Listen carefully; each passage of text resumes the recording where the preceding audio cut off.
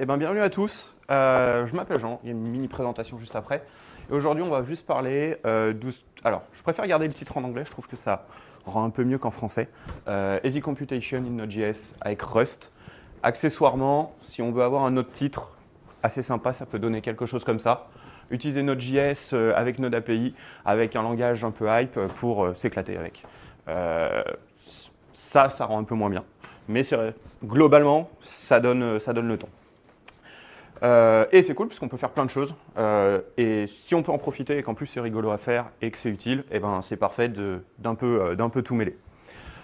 De mon côté, je m'appelle Jean Birolier, vous pouvez me trouver Twitter, GitHub, je fais des trucs, je viens parler à des meet-up, quelle surprise. Je fais du mentoring, je bosse avec des écoles, des universités, j'aime bien voyager, j'aime bien manger, donc, mais pas vous, donc tout va bien. Accessoirement, je suis inclus dans plusieurs trucs Node.js et plusieurs parties de Node.js dans différents working groups, en l'occurrence le Next10, la performance de Node. Plusieurs trucs, et j'aime bien présenter un peu ce qui se cache dans Node, ce dont les personnes n'utilisent pas forcément ou utilisent sans réellement le savoir. Et du coup, c'est pour ça qu'aujourd'hui, on va parler un peu de tout ce qui est native add-on dans Node.js, tout ce qui va être Node API ou NAPI pour certaines personnes, et on va faire 2-3 tests de comment est-ce qu'on peut utiliser Rust avec Node et Node Bindgen pour en fait utiliser du Rust pour que ça marche, pour faire des trucs cool et avec beaucoup plus de performance. Petit truc, est-ce qu'il y en a certains ou certaines qui ont déjà utilisé les add-ons Node.js ici?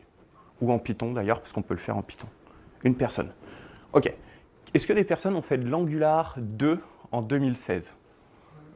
Non, personne? Ah, ok, on va continuer là-dessus. Est-ce que certains se souviennent des erreurs de NodeGIP que vous avez eues, qui vous crashaient complètement quand vous faisiez une update?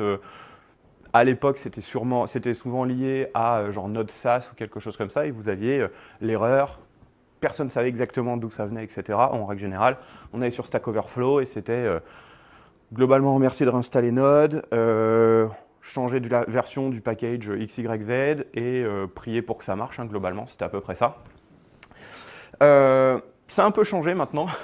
Déjà, on utilise beaucoup moins Node SAS, déjà, ça aide.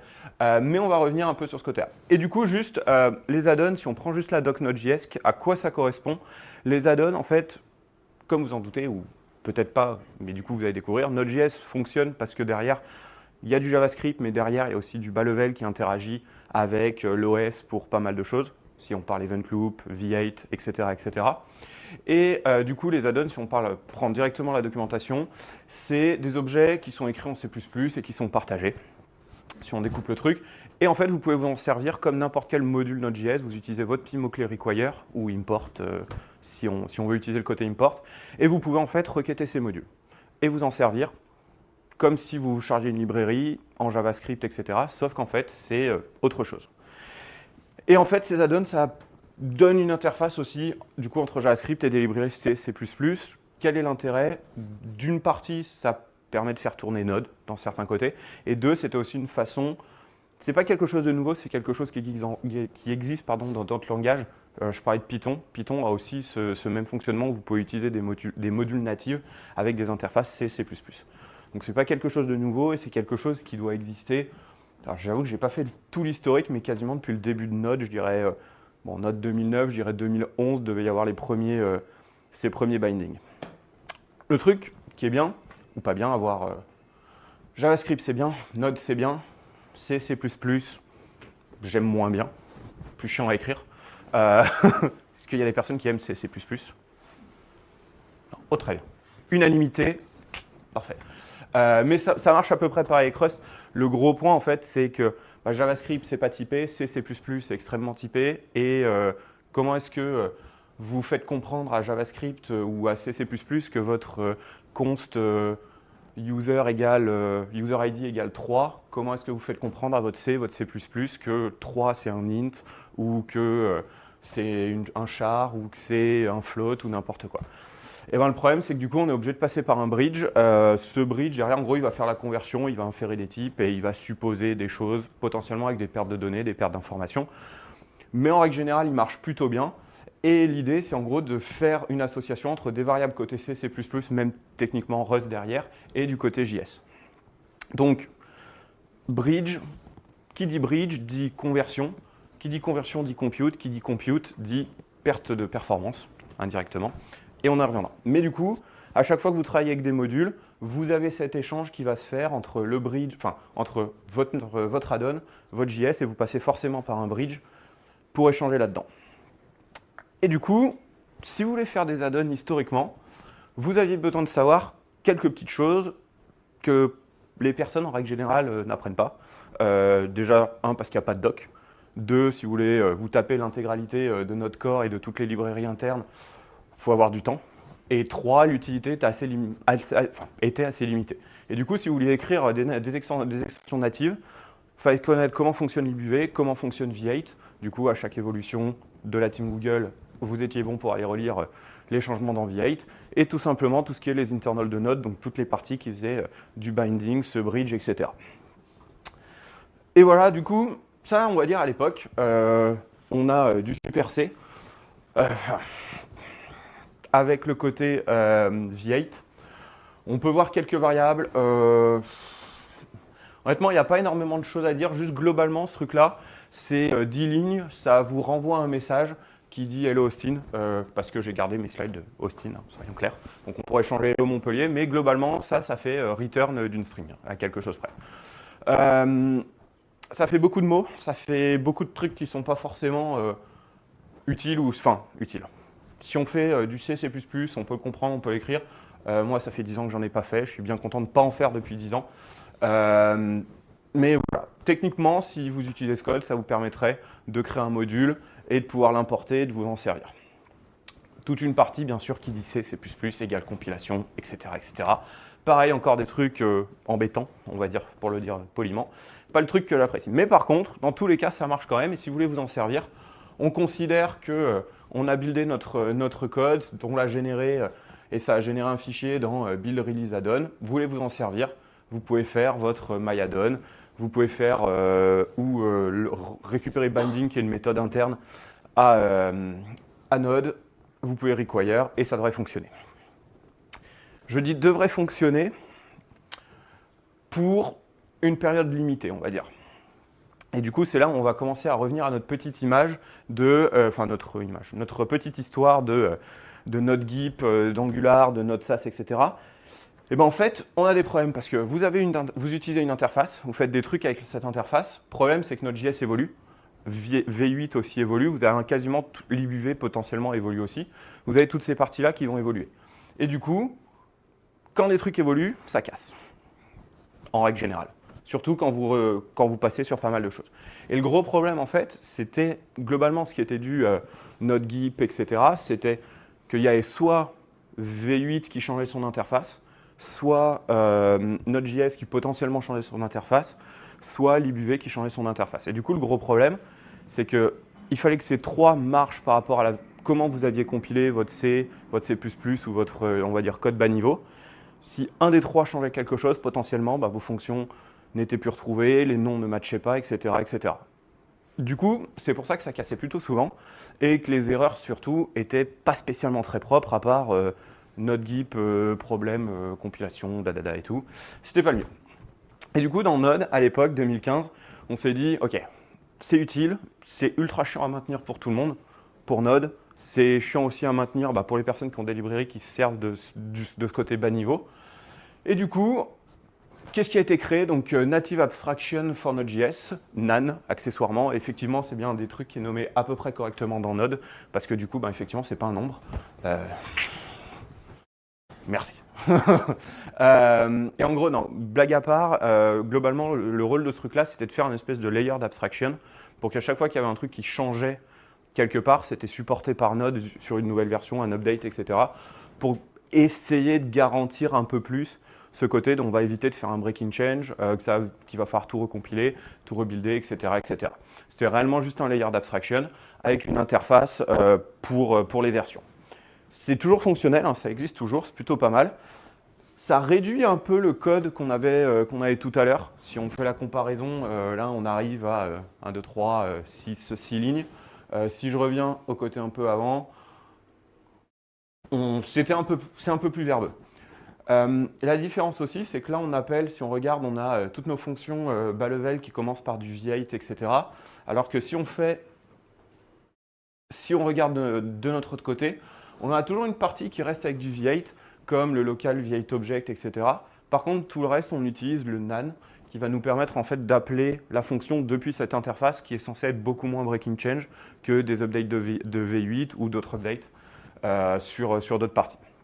Donc, ça permet de gagner un peu d'être un peu plus clean, on va dire, d'avoir pardon, d'avoir un peu moins de problèmes. Par contre, un peu moins de problèmes ne veut pas dire zéro problème. Et je ne sais pas pour vous, mais moi, quand j'écris du code, si je peux garantir que ça marche dans 6 mois, 1 an, 6 mois, 1 an, 2 ans, ça m'arrange. Et du coup, 2016, on a eu quelque chose d'autre, quelque chose qui s'appelle Node API. Alors, maintenant qu'on parle de Node API, je vais sûrement fourcher, parce qu'en fait, le nom a été changé en 2020 de tête. À la base, c'était NAPI. C'est pour ça que si un des outils, par exemple, pour faire du binding avec du Rust s'appelle NAPI-RS, NAPI-RS, parce qu'ils n'ont pas changé de nom et ça a été changé en Node-API en fin 2020, quelque chose comme ça. Et du coup, qu'est-ce que c'est en fait ce truc-là, ce Node API, ce NAPI? C'est une interface binaire, une ABI, qui va vous permettre de travailler, enfin qui exporte elle-même directement tout ce qui va être ce côté un peu les types en C, les fonctions. En gros, ce qu'a commencé à faire NaN était dans la bonne voie, mais ce n'était pas encore assez poussé. On ne garantissait pas, à travers de multiples versions majeures, une non-régression des API. L'idée, là, réellement, c'est d'avoir un truc complètement global, une abstraction de l'engine complet JavaScript. Et l'idée, comme ça, on est capable de garantir à travers des versions majeures multiples, pas trop de changements. De tête, si je prends les impairs, Node 19, donc Node 19.7 actuellement, on est en version de NAPI en version 8, et la version 8, ça doit faire au moins 3 ans je dirais qu'elle existe. Donc ça fait 3 ans que techniquement il n'y a pas eu de breaking change. Et derrière, en fait, le côté un peu qu'on essaie de pousser, c'est de dire, à travers plusieurs versions majeures, on n'a pas de changement. Si ça marche donc Node 19, Node 18, alors je me souviens plus jusqu'à quel niveau on redescend, mais de tête 16, 17, 18, 19, donc ça fait 2 LTS, donc ça fait quand même pas mal de temps. Ça permet d'éviter de recompiler le module à chaque fois, ça c'est plutôt cool. On fait du JS, on compile pas, on transpile pour ceux qui font du TypeScript. Aussi un truc, alors ça on en parle, enfin soyons clairs, ce truc-là je l'ai mis parce que ça existe. En vrai, il y a très peu de personnes qui en font, puisque V8 c'est le moteur principal pour Node, etc. Mais techniquement, historiquement, il y avait chaque raccord. Il y avait 2-3 autres trucs en JS, d'autres engines. Je suis même pas sûr qu'aujourd'hui il y en ait d'autres qui survivent ou qui soient potentiellement utilisés, mais potentiellement ça permettrait d'être utilisé. Et du coup, ça vous permet d'implémenter des add-ons en utilisant aussi des langages autres que C, C++. Il suffit juste que ces langages-là puissent travailler avec du C, C++, donc techniquement du Python, techniquement du Rust. Si certaines personnes veulent s'éclater avec du COBOL, techniquement c'est faisable. Pas sûr que ce soit intéressant. Enfin, pour le côté recherche, pourquoi pas, mais par contre, pour le côté technique, quoique vous pourriez lancer un nouveau framework pour tout le système bancaire et le système d'assurance, utiliser Node.js et virer vos mainframes. Pourquoi pas? Ça peut être pas mal. Et du coup, à savoir, du coup, ce qui est pas mal, c'est que derrière ce côté Node API, si tout marche bien, et ça a l'air de plutôt bien marcher, vous pouvez packager entre guillemets des binaires, du Rust, du C, du C++, et le déployer ou même le publier sur NPM et le rendre utilisable par d'autres personnes de façon complètement cachée. C'est juste un NPM install ou un yarn install away, et ensuite vous faites un require et vous pouvez vous en servir. Et ça, c'est un truc plutôt sympa. C'est juste un module Node.js. Et ça, c'est plutôt cool. Pour ça, alors il y a plusieurs outils. Celui de la démo, je vais utiliser NodeBindGen. Sinon, un autre qui est assez connu, c'est NAPI-RS, qui est actuellement en version 2. Actuellement, il y a le RFC qui est open pour savoir qu'est-ce qu'on veut ou qu'est-ce que les personnes veulent ajouter potentiellement dans la nouvelle V3. Donc actuellement V2, V3 prochainement. Il y a aussi Néon. J'ai un peu moins suivi dernièrement les évolutions, mais qui évolue. Hop, voilà. Ça, ensuite, on va faire une petite live démo. Est-ce qu'il y a 2-3 questions déjà sur Rust ou Node, etc. C'est bon pour tout le monde? Pas de question? Ok, cool. Une question qui peut être intéressante, et du coup, je vais la poser moi-même, c'est pourquoi est-ce qu'on voudrait faire ça? Est-ce qu'il y aurait des éléments de réponse? Pourquoi vous pensez que ça peut être utile, autre que le côté fun de mettre du Rust dans du Node? Ouais. Yes. Performance, premier point. D'autres personnes? D'autres idées? Ok. Est-ce que certains d'entre vous ont déjà travaillé en JS sur des images? Ouais. Est-ce que ça marche bien? Est-ce que vous avez les mêmes latitudes de travailler pixel par pixel facilement sans devoir générer un fake DOM ou potentiellement même en pur navigateur sans avoir à passer par du Canva ou etc. Ouais, c'est pareil, c'est pas fait pour, c'est pas optimisé. Si certains d'entre vous, ou si un jour ça vous arrive, vous travaillez par exemple dans le médical, à faire tout ce qui est, travailler par exemple sur des images des X-rays, de rayons X, etc. Node, JavaScript de façon globale, dans tout ce qui est navigateur, ça va vous lire globalement pour chaque pixel, vous allez juste récupérer les couleurs et la transparence, donc RGBA, vous aurez juste ces 4 valeurs. Le truc, c'est que toutes les machines à X-ray et d'autres devices médicales, vous avez plus de données qui sont encodées, c'est pas juste ces 4 valeurs. Le problème, donc, ça veut dire qu'à partir du moment où vous les ouvrez de façon bête et méchante dans un canevas en JS, et aussi pour quasiment toutes les librairies côté backend Node, si jamais vous voulez traiter des images, en fait, vous perdez de la précision, enfin, même pas de la précision, vous perdez de l'information. Ce qui n'arrive pas si vous l'ouvrez avec des librairies dédiées qui souvent et historiquement ont été écrites en C ou en C++ par exemple. Certaines ont été réécrites par exemple en Rust ou des trucs comme ça. Donc il y a aussi ce côté-là de permettre de faire des choses qui ne sont pas possibles de faire ou qu'on ne peut pas réellement bien faire en JS de base. Dernier point, les maths. JS et les maths, c'est pas forcément le mieux. Alors même si dernièrement on a un peu rajouté les big int et des nombres plus grands, des trucs comme ça, on se retrouve quand même, c'est pas optimal. On peut toujours faire du 0.001 plus 003, 002 et on se retrouve à 003, 00004. Ok. Dans la vie de tous les jours, c'est peut-être pas trop problématique. Si à l'inverse vous en servez pour poser une sonde sur Mars, vous vous retrouvez avec une sonde qui se crache sur Mars, ce qui est un peu problématique après 6 mois de voyage et quelques dizaines ou centaines de millions. C'est un peu problématique. Donc en fait, il y a ce côté-là. Il y a effectivement le côté performance, mais il y a aussi le côté répondre à des problèmes qu'on pourrait traiter, mais pas de façon optimale sur du JS pur, ou tout simplement traiter des problèmes qu'on pourrait presque pas traiter de base via le langage lui-même. Donc voilà. Donc maintenant, qu'est-ce qu'on peut faire et comment est-ce que vous allez pouvoir vous en servir? Dans l'idée, je vais vous montrer 2-3 codes un peu, parce que la performance, c'est le côté qui est intéressant. Et comme ça, on peut parler un peu performance. L'idée, c'est de vous montrer que c'est réellement ultra simple si vous voulez vous en servir pour du Rust, parce que les outils ont été créés avec un truc assez simple pour travailler. Est-ce que déjà, il y a des personnes qui ont fait du Rust ici? Une personne. 2 personnes. Ok. Premier truc, Rust, c'est cool. Yes. Carrément. Rust, alors, on va faire un truc juste pour regarder. Rust, c'est très proche de JS sur beaucoup de choses. Tout simplement parce qu'un mec qui a créé Rust, c'est un gars qui a créé JS à la base. Est-ce que vous voyez à peu près correctement ou vous voulez que je vous mette un coup de plus? Allez hop. Est-ce que vous y voyez à peu près ou pas? Ouais, ok. Rust, qu'est-ce qu'il y a? Vous avez le cargo.toml, globalement, c'est votre package.json. Sauf qu'au lieu d'avoir du JSON, on a du toml, donc c'est juste ligne par ligne. On a le blabla en haut, techniquement on s'en fiche un peu. En bas, on a la dependency, build dependency et lib.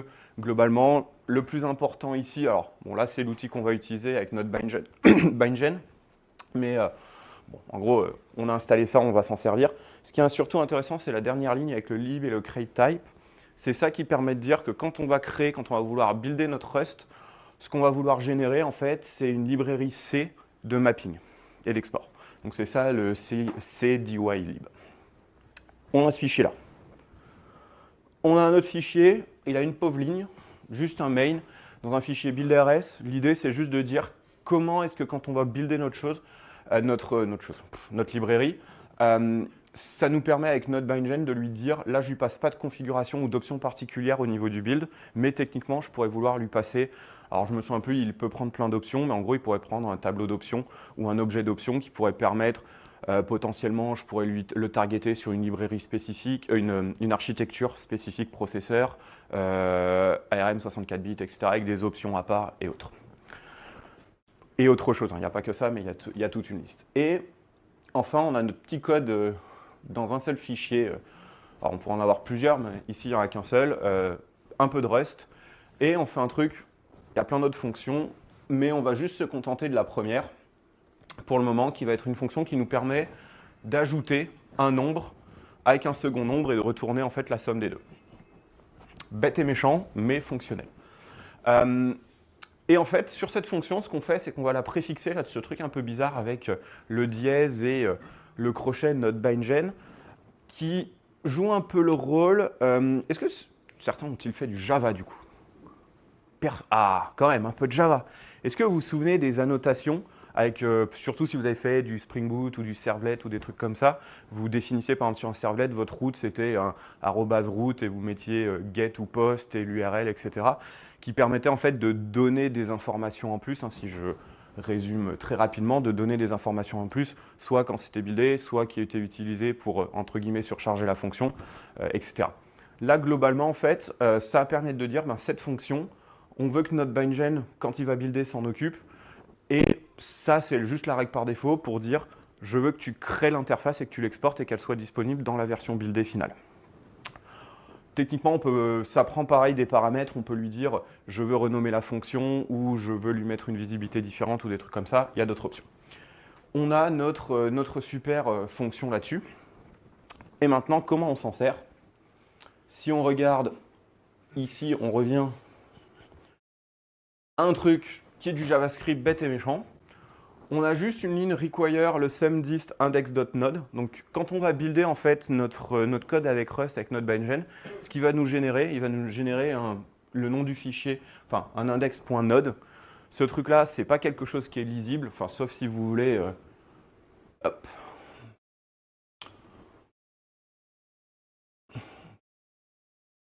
Sauf si certains d'entre vous savent lire ça. Auquel cas, félicitations, venez me voir parce qu'on peut discuter et je vais embaucher. Mais autre que ça, sinon,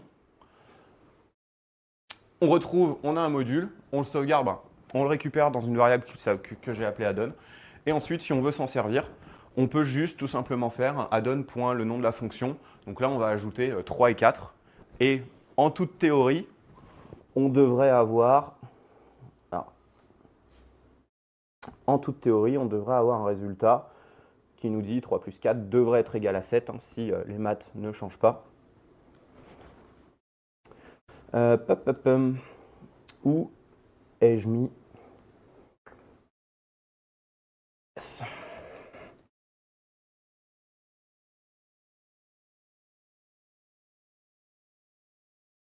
On a bien un truc qui vaut 7. Juste avant ça, ouais, donc on a un truc qui vaut 7, on a fait un super calcul. Est-ce que c'était réellement utile d'utiliser Rust pour ça? Je suis pas sûr. Je pense que JS arrive encore à faire du 3 plus 4, ou 5 plus 2, ou 6 plus 1, ou 6 fois 1. Mais du coup, on se retrouve sur quelque chose qui au moins nous permet déjà de se dire on est capable de faire quelque chose, de générer quelque chose. Si on regarde juste, NodeBindGen, en fait, il propose une CLI qui s'appelle ng.cli, qui en fait va être l'outil qui va nous permettre, une fois qu'on a notre package Rust, de faire toute l'étape de build qui nous intéresse.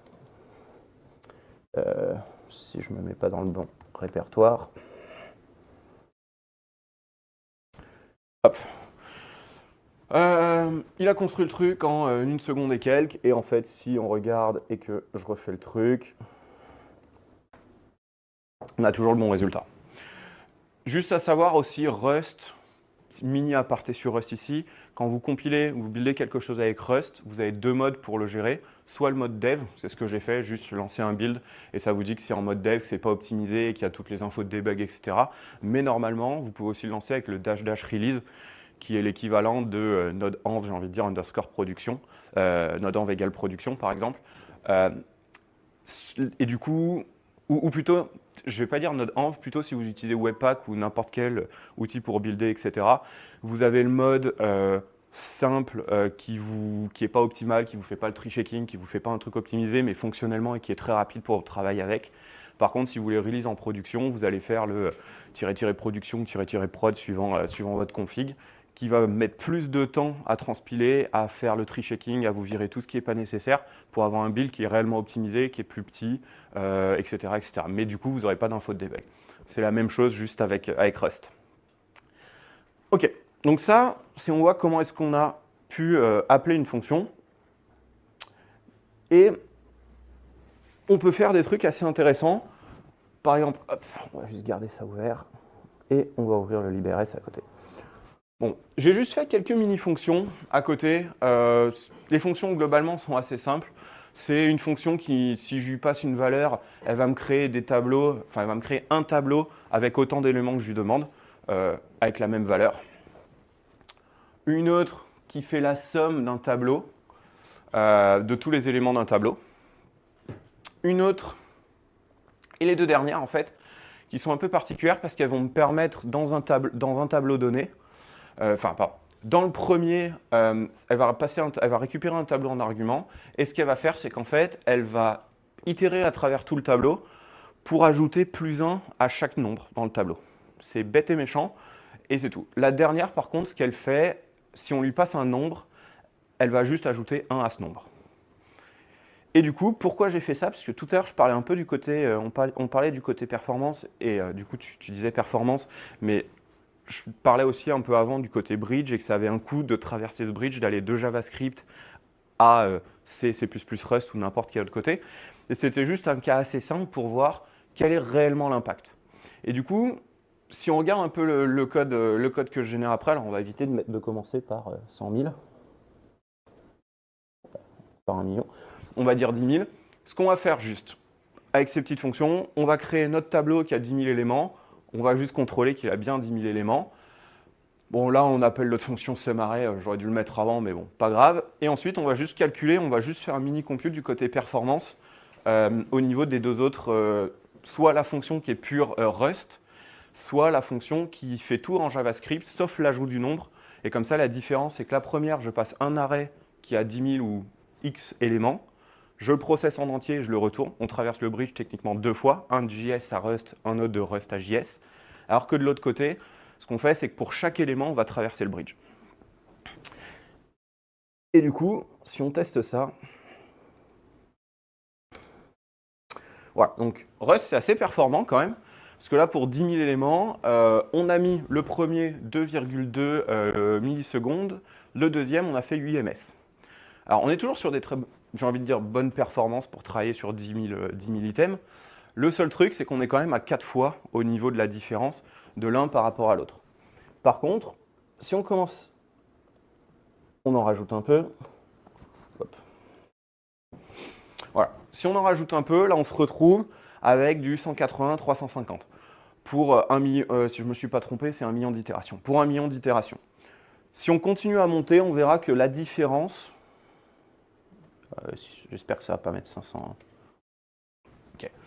Ça me laisse un peu de temps de parler, on verra combien de temps ça va mettre. 300 rs, si je fais x10, ça fait 30 secondes du coup en théorie. Ah ouais, mais il y a aussi la création et le passage du bridge. Le truc, du coup, c'est suivant ce que vous allez vouloir faire, vous allez avoir des impacts qui vont dépendre de 1, la donnée que vous transférez, et 2, combien de fois vous la transférez.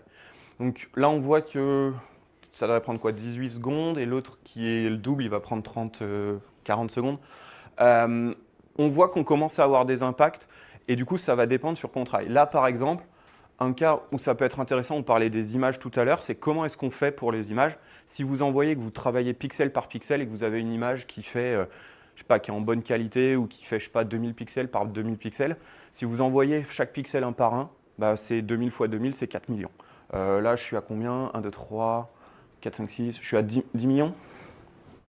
J'ai mis 10 ou 100 millions? 100 millions? Voilà. Ouais. Pour 100 millions. Du coup, on serait un peu plus bas que ce temps-là, mais potentiellement, chaque pixel, ce n'est pas une seule valeur, vous avez une composante de plusieurs valeurs, etc.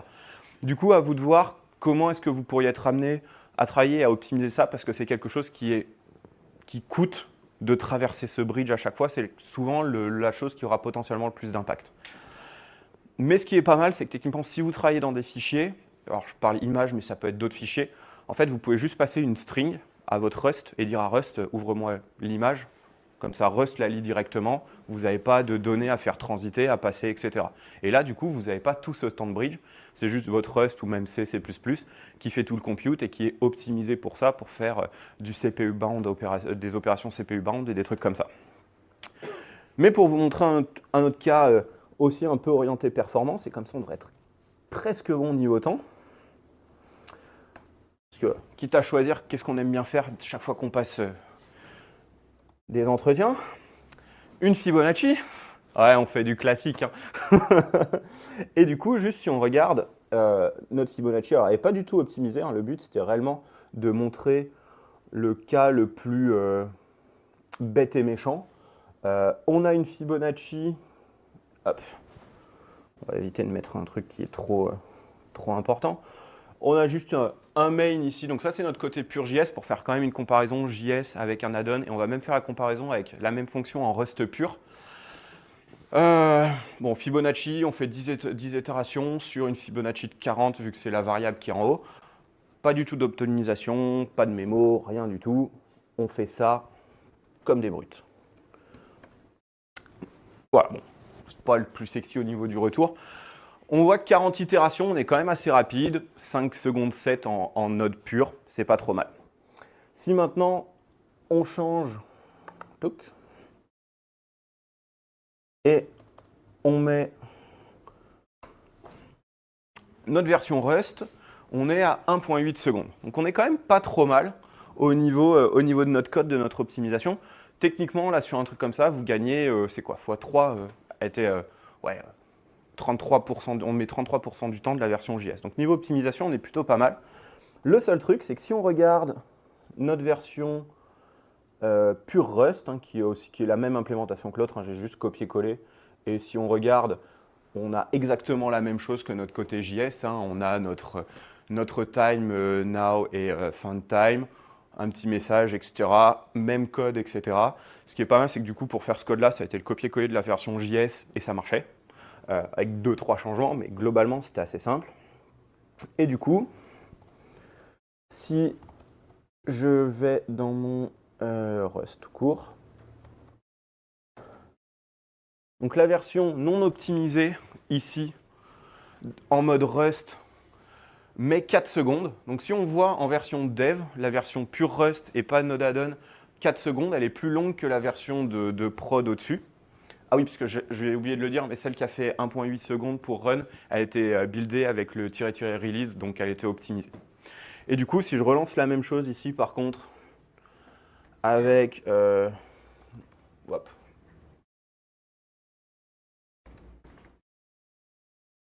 Voilà.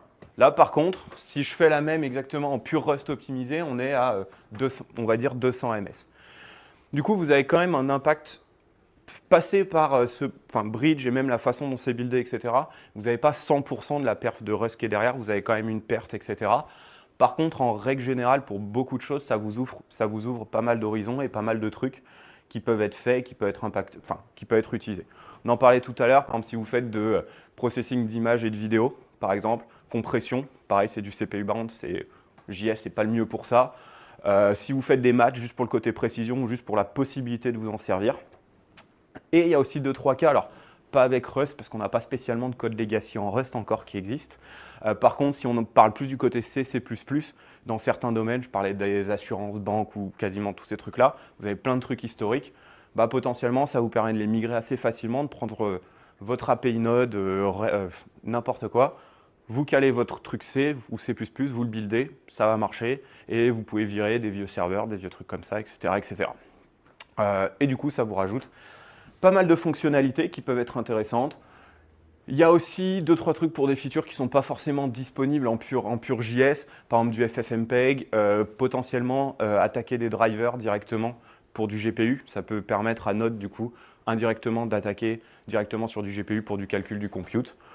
Quelques librairies spécifiques, du TensorFlow si on veut réellement quelque chose. Alors, à l'existant JS, mais un peu plus optimisé. Et potentiellement, ça marche aussi. Ce qu'il faut savoir, si vous utilisez techniquement de l'électron ou n'importe quoi qui embarque en fait du Node derrière, vous pouvez vous en servir.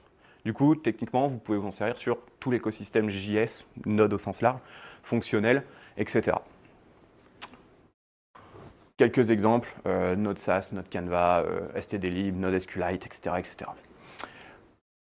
Vous avez un lien si jamais ça vous intéresse. Il y a énormément d'exemples. On essaie de maintenir pas mal d'exemples sur surtout le côté Rust, parce que c'est plus sexy que le C, C++, soyons clairs. Mais il y a pas mal d'exemples sur beaucoup de trucs. Et pour finir, normalement je dois avoir 2 minutes encore. Parfait. 2-3 trucs à se souvenir. Traverser ce bridge, c'est un truc qui coûte cher en temps et en performance. Donc évitez au maximum d'envoyer évitez en premier de le traverser énormément de fois. Deuxièmement, si vous pouvez éviter d'envoyer d'énormément de données, vu qu'il faut les typer, les changer, les comprendre, etc., pareil, évitez. Trouver des solutions. Deuxième truc, super pratique pour process de la data. Moi, je m'en suis servi quand je travaillais pour Allianz avant. Et globalement, c'était pour traiter tout ce qui était des fichiers, des contrats, où on avait plein de trucs qui remontaient, avec des trucs où c'était des dizaines, des centaines de milliers. On faisait de l'analyse dessus. Au lieu de le faire en JS, je le faisais en Rust. Même si c'est cool, faites pas des native modules partout. Ce serait intéressant, mais je ne suis pas sûr que ce soit le plus utile pour tout le monde. Venez pas faire, par exemple, un Hello World en native module, zéro intérêt, à part pour le côté fun. Mais le mettez pas en prod. Rust, c'est bien. Et aussi un petit truc pour ceux qui ont peut-être fait déjà du WebAssembly ou qui ont pensé à WebAssembly pendant la présentation. La grosse différence entre NAPI et WebAssembly, en fait, c'est que ça va dépendre de quel est votre target final et qu'est-ce que vous voulez faire. Si votre but, c'est de faire une librairie que vous voulez rendre disponible pour Node, mais aussi pour tous les browsers, etc., faites du WebAssembly parce que Node API n'est pas géré par les browsers. Pareil pour d'autres trucs de compatibilité. Mais à l'inverse, des quelques benchmarks que j'ai faits, ils n'étaient pas forcément les plus précis, il y a des performances qui semblent un peu meilleures sur Node que sur, du coup, on peut tester que sur Node, de Node API par rapport à WebAssembly. Mais parce que WebAssembly est encore assez nouveau aussi, c'est nouveau dans Node, donc il a moins d'optimisation que par exemple sur des navigateurs, surtout le côté WASM de Firefox qui est réellement beaucoup plus optimisé que le côté JS, que le côté Chrome, pardon. Mais c'est un truc à continuer à dive parce que ça permet indirectement les mêmes fonctionnalités de prendre quelque chose dans un autre langage et de le rendre disponible ailleurs. Et voilà. Voilà. Donc maintenant, si vous avez quelques questions. Vas-y, ouais. Sur le troisième point de ta slide d'avant, j'ai pas compris pourquoi. Alors pourquoi? Pour deux trucs. Un, tu peux publier, tu peux faire les mêmes choses que ce que tu fais en Node. Le seul truc, c'est que même si j'apprécie faire ça, faire du Rust, etc., j'essaie de penser aux collègues. S'ils savent faire du JS, mais pas du C, du C++ ou du Rust, j'essaie en règle générale de rester dans le même écosystème. Donc si j'ai pas d'intérêt à faire du Rust ou d'écrire un native module, que ce soit pour la performance ou autre, je vais rester sur du JS de base. Par contre, je vais m'en servir seulement si ça répond à une problématique à laquelle je ne peux pas répondre ou pas de façon optimale sur mon côté JS. Par exemple, j'ai fait une fonction add au début pour le plaisir et tout. Il n'y a aucun intérêt à faire ça réellement dans une application normale si c'est sur deux nombres. Par contre, potentiellement, si ton application a besoin de calculer Fibonacci, ça peut avoir un intérêt. Si dans un de tes projets, tu as besoin de calculer des clés privées publiques, RSA ou n'importe quoi, là, ça peut avoir un intérêt parce que ça sera globalement plus performant sur ton côté Rust que de le faire en JS pur. Donc ça peut avoir des intérêts pour de la crypto, certaines parties de la crypto. Pour tes fonctions, si on se base plus sur un côté HTTP standard, par exemple, si tu utilises, je sais pas, Express, Facify, n'importe quoi, et que tu utilises un Joy ou AJV pour faire juste tes contrôles d'input de tes utilisateurs sur ton API, en règle générale, pour juste valider des strings ou 2-3 trucs, tu n'as aucun intérêt parce que, un, passer le bridge, ça va te coûter, donc tu n'auras pas de gain de performance. Et deux, surtout, tu vas avoir un... Comment dire ça tu auras j'ai pas envie de dire un problème de compétence, mais ça va être problématique de mixer plusieurs langages dans la même code base sans avoir un intérêt qui est réellement gagnant derrière. Sur cet argument de langage, je te dis la même chose, mais je me suis dit, mais en fait, on a Copilot maintenant, donc Ouais, ça dépend jusqu'à quel niveau tu trust Copilot. ouais, c'est ça, faut pas qu'il y ait trop ouais, de juniors d'empathie. Bah, en fait, c'est ça. Et même après, le truc, c'est que tu commences à être. C'est plus le problème global. C'est ce que si tu as un projet front-end et que c'est ton blog perso, si tu enlèves le côté juste fun de le faire, est-ce que tu vas te dire j'ai envie de m'éclater à faire du micro front-end avec du React, de l'Angular, du Vue.js, du Svelte, de l'Astro, du je sais et je sais pas quoi d'autre. En dehors du côté fun, sur ton blog perso pourquoi pas, mais en pro, tu n'as aucun intérêt, tu vas plus perdre les personnes à faire comme ça, même si tu pourras peut-être un mini gain à un moment, c'est pas intéressant pour l'impact corporate. C'est vachement. Par exemple, Vercel, je sais qu'ils font tout pour que ça soit facile de drop le truc. Ouais. Ça, sur le serverless, sur des C'est ça. Après, ça dépend de qu'est-ce que tu peux outiller autour, j'ai envie de dire aussi. Ouais. Du coup, dans le fichier JS où on apporte la donne qui vient de Rust, est-ce qu'on a des informations sur cette donne, par exemple, dans le fichier ou c'est juste un. Par exemple, cette add-on, est-ce qu'il y a moyen d'avoir des informations dessus Ouais. Ouais, alors juste du coup pour la question, c'est dans cet import, dans ce que je récupère, je suppose que ce que tu veux dire, est-ce qu'on a des informations, par exemple, est-ce qu'on aurait le type du typage, etc. Alors de base, on l'a pas, parce qu'il n'est pas capable de le faire, mais si jamais tu es amené globalement à. Là, j'ai tout mis dans le même truc, mais en théorie, tu aurais ton code Rust d'un côté, que tu builderais, qui aurait son propre CI/CD, pipeline, n'importe quoi, et tu le publierais. Et dans ce cas-là, ce que je conseille, c'est dans le truc qui est généré, donc en fait, c'est ce fichier, c'est ce fichier dist qui est là, qui est du binary, etc. Ce que je ferais, c'est au lieu de le réexporter directement et de m'en servir, j'aurais un index.js ou n'importe quoi qui me permettrait d'apporter de ne pas l'attaquer directement, mais d'avoir d'autres trucs. Si je veux, par exemple, renommer les fonctions, renommer les accès, etc., etc. Et potentiellement, si je suis en TypeScript, je rajouterai le typage avec un DTS à ce niveau-là. Mais du coup, tu ne l'as pas de base dans le truc qui est généré. Du coup, il y a une garantie en soi que ça va vraiment en production. Bah, ça dépend ce que tu appelles garantie, en fait. Parce qu'en théorie, si j'ai envie de dire, si tous tes trucs des deux côtés sont testés avec un bon coverage, tu peux le garantir. Tes types, au sens large, ne garantissent en soi rien du tout. Je fais mon avocat anti-TypeScript là. Mais techniquement, des types, suivant ce que tu mets, ça dépend aussi de la qualité des types, etc. Si tu mets any partout, ça ne te garantit rien du tout. Le truc là, c'est si tu veux avoir plus d'informations que juste importe le nom du truc, il va falloir que manuellement ou dans ton process du truc qui va être publié, que tu fasses une partie intermédiaire. Il y a pas des outils qui font directement du mapping qui fait de la création de Alors, il faudrait que je regarde, c'est une bonne question, je t'avoue, je n'ai pas cherché plus que ça. Je vais supposer que quelqu'un doit en faire. Après, ce que c'est utilisé, c'est une bonne question. Il faudra que je regarde. Mais honnêtement, c'est une bonne question. Je t'avoue que je n'ai pas cherché, je n'ai jamais regardé sur ce côté-là. Ouais. Ouais, pour enchaîner un peu du coup sur les types. Ouais. Oui, ça, TypeScript pas le typage en live, mais du coup, là, avec Rust, ça valide le typage en live. Comment se passe la gestion d'erreur? Est-ce que c'est facile à lire? Est-ce que c'est ouais. On va dire, bon, je reprends mon LibreS ici de base qui s'attend à avoir deux nombres, 1 et 2. Si par exemple dans mon côté JS, au lieu, alors hop, commenter toute la suite, hop.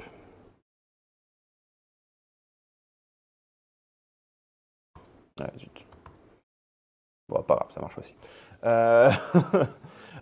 Si au lieu de lui passer 3 et 4, je lui passe ne serait-ce que 3 et ça, donc normalement ça devrait casser.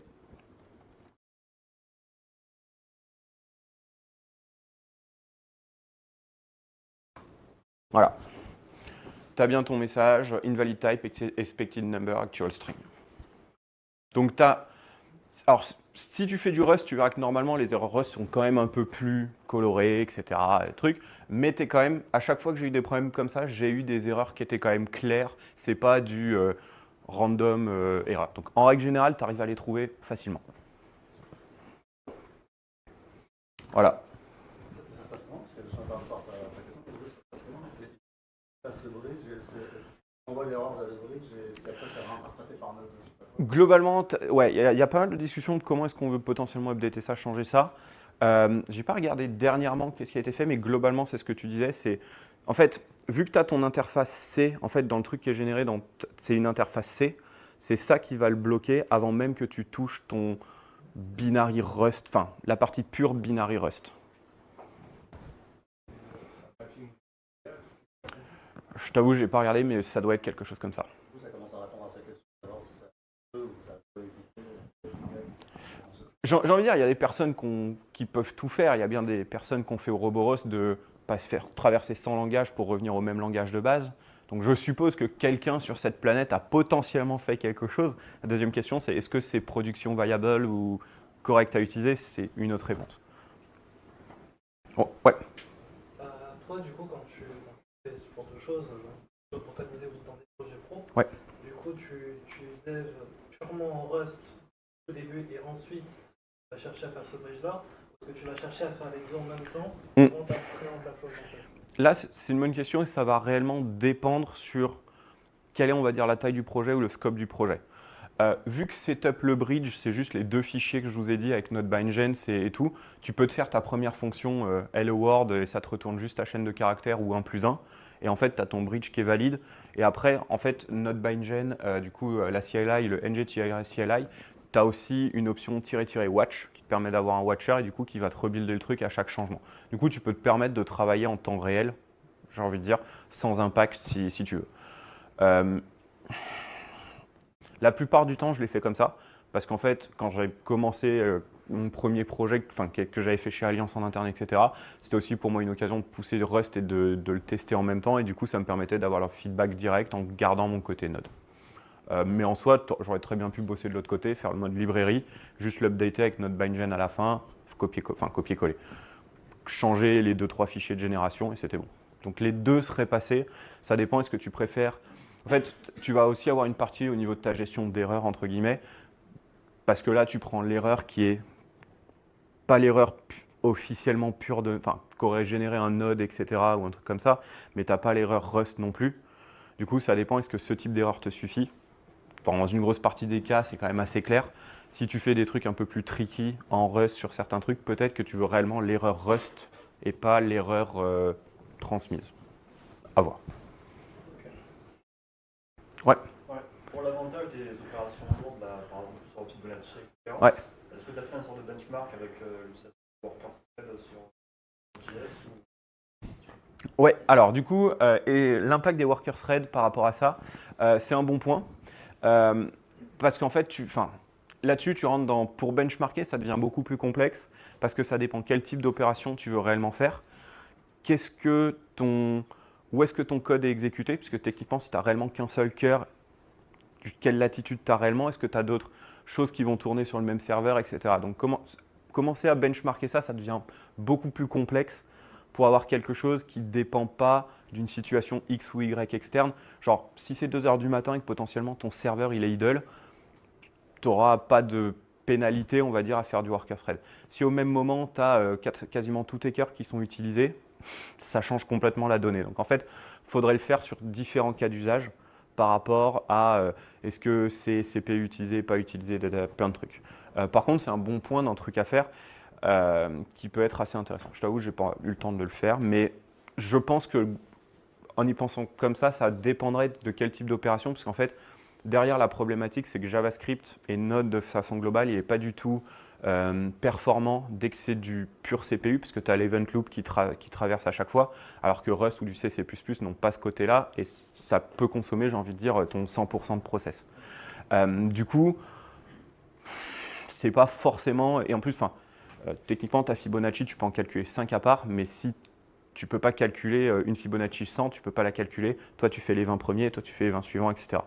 Par contre, potentiellement, si tu le faisais sur du traitement de plein de fichiers, tu aurais peut-être tes 10 promesses qui travailleraient en parallèle, et suivant les opérations, tu pourrais peut-être avoir quelque chose qui pourrait se rapprocher. Donc ça va dépendre de beaucoup de choses. Ouais. Tout bon? Merci à vous en tout cas. et j'espère que vous ferez du Rust et du Node.